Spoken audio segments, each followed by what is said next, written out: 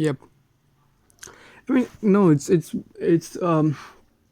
not that simple. We see our generation hears this thing that oh, yep, like especially parents talk about this, that we were working so hard, we were working, we were studying as well as we were working outside in our homes. We have to do work in our homes, etc. You guys just have to study and so on and so forth. uh, well, it doesn't work that way. First of all, it doesn't work that way simply. And when we look at the present, at present, they work in their offices, and they come back at home, and they take the gadgets if they are well equipped with it, and they work accordingly. Now and they do their whatever duty they have to do. One of the things that is very important in this concept is that the kids, especially at the tender age, are being provided with these gadgets, etc., which are especially the multimedia. The multimedia is especially attractive to the eyes as well as to our brain in general. It gains much more attraction than, especially videos gain much more attraction than any other stuffs, videos, photos, etc. And these apps, etc., are customized in such a manner that people retain, and mostly they are, it's not like, you are shown what you don't like. You are always shown what you like, and you're reading, you're watching, you are you are browsing through what you like, what you want, and all those stuff. So your appetite for having that is increasing day by day. And you have to strike a balance between what you like and what you ought to do in terms of studies and all these things. Now it's difficult. It's very difficult. See, it's very easy if you don't have this stuff. So for example, if you don't have mobile phone, if you don't have all these things, it's very easy. It's very easy. If you don't have internet and so on, you could just sit and study. But if you have those things, it's very difficult to live with it and study as well. You need to strike a balance, and that striking a balance is something which the previous generation, or let's say the generation of our parents, have never done that, because they never had to. For them, the only course of rejoice or entertainment was perhaps reading books, which because it's not a multimedia, it's not that extensive, but still.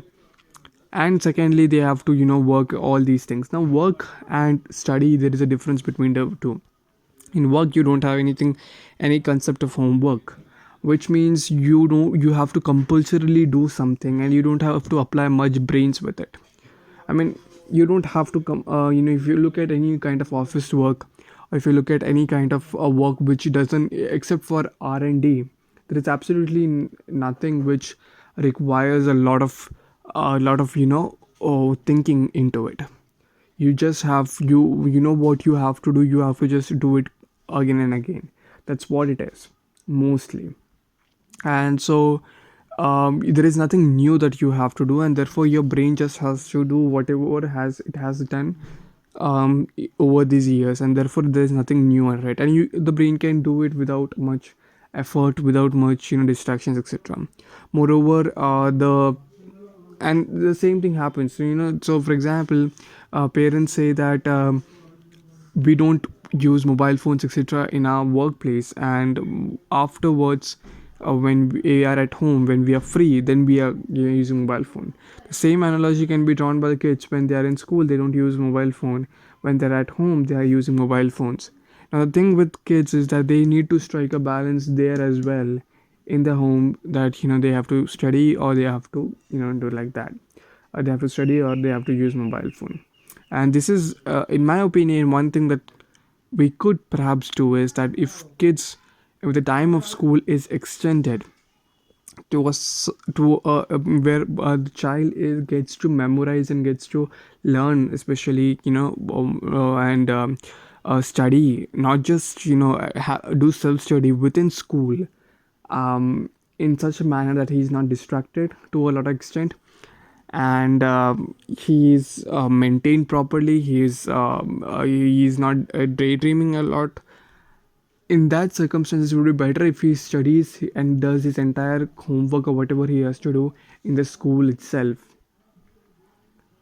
because at home there is a distraction and there is a striking of balance between what he ought to do and so on and so forth. There is a decision making that goes on forward, and that's very difficult.